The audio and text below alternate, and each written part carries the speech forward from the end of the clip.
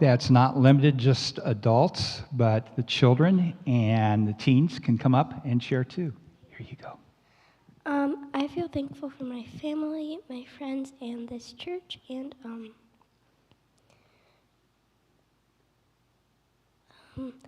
I feel thankful that God helped me get through my paranoia.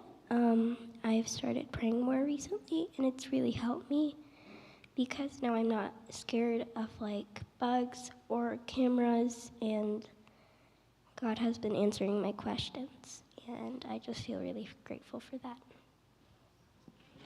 Awesome. Thank you. Thank you. Who wants to be next? Okay.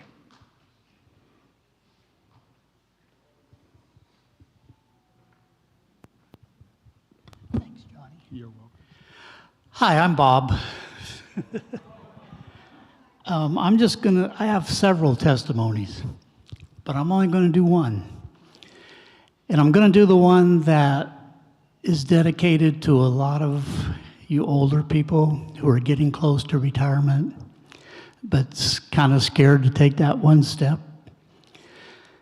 Well, 10 or 11 years ago, I was in that situation where I'd worked for Kellogg's company for almost 30 years, and they had started micromanaging so bad I hated my job.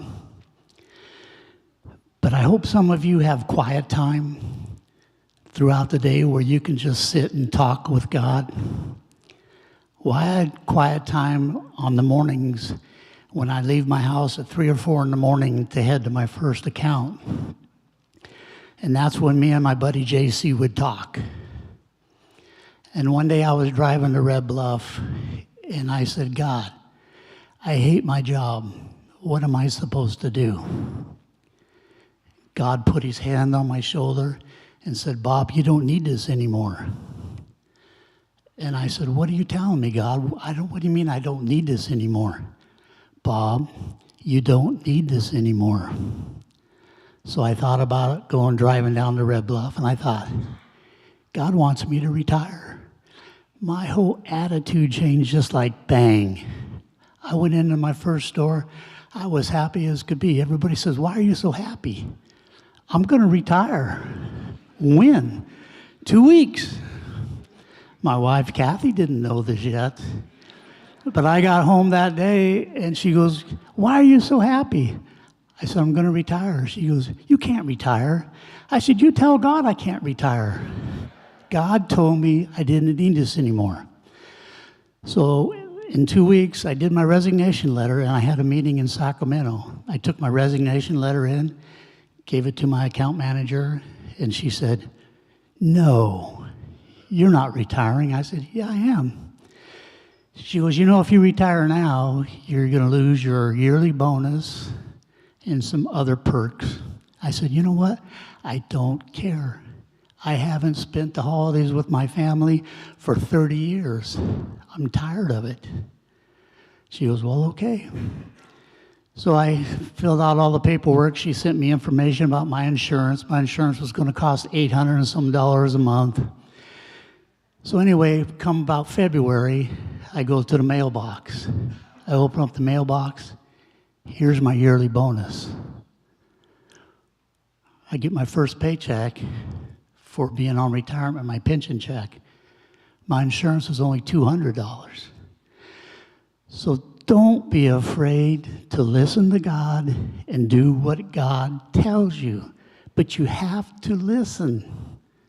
How many of us don't listen? So that's my story. Love you guys. God bless you. Thank you, Bob. Bob came in early this morning to blow leaves off one of our kids' sidewalks. He's a great servant.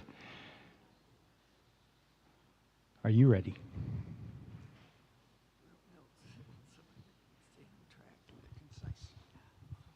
Good morning, I'm Julie, and I am thankful to God because he made me the way I am. I'm not afraid to travel, meet new people, and I don't like to waste lives and see others waste their lives. So I prepared kids to about 10,000 students in 25 years. And I know a lot of them I help because they run up to me in the store and say, oh, you haven't changed a bit. That's good. Okay, I want to thank these people because of all the missionary duties I've had. John Wiseman, Gene Wolski, Lennox Humphrey, Joe Friesen, Jeremy White, the Bigelows, and Dallas Jenkins. I'll just try to do this brief because it's all on one page. Back in '85, one of my fellow teachers took kids to a Christian concert, and Darren got saved. So I discipled him the following year, and he comes up to me and says, my youth group's going to Mexico. We need an interpreter. Can you go? And Don said, sure. So in 1986 was the first of 32 trips in the next 30 years. Every Easter vacation except one, I was in Mexicali, and 3 other times I was in Tijuana, Rosarito area. I thank Reading Neighborhood Church. I'm thankful to Westside Church and Risen King for the people who have allowed me to go with them and their children.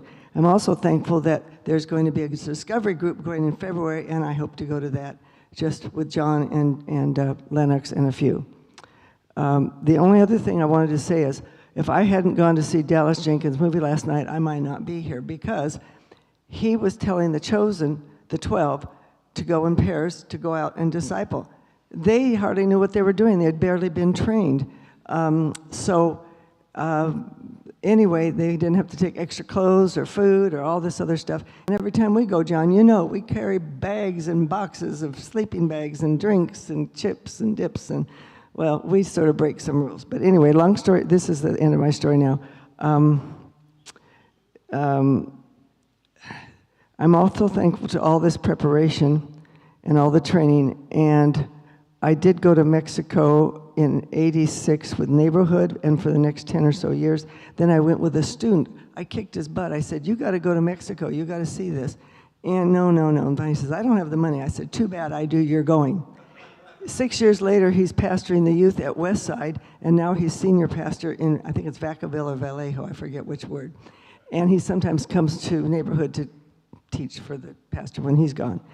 And he, not only did Neighborhood take me for 12 or so years, Jeremy took me for 6 or 8 years, and Risen King with the Bigelows has taken me for many years.